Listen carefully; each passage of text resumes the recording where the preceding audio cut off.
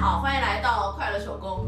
朋友们，手艺长进了哈，前2天给自己做了一个包，还做一个包吧，里边的各方面都得配上。原本的这个眼镜套，我觉得跟这个颜色不配，所以今天呢，我做了这个蓝色系的一个眼镜套，是不是配多了哈？上面呢，我还做了一个拼布，怎么样？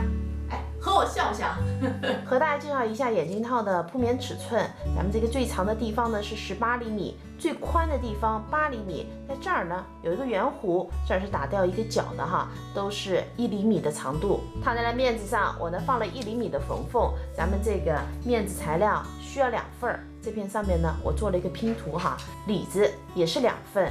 咱把材料正面和正面相对，把它给叠齐哈，然后从这个点车到这儿，车好后呢，把2个角的位置修剪一下，翻到正面。咱们再准备一根20厘米长的拉链，我们把翻到正面的材料和拉链的中心点，咱把对齐哈，搁在2边。那我们车上这段线车好以后呢，我们把材料翻到反面，然后车一圈边哈，这个边呢就是沿着咱们铺面车的哈。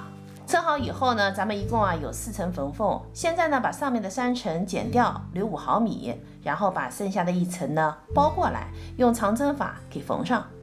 包边呢包好了，这种方法比用包边条包边来得更平整。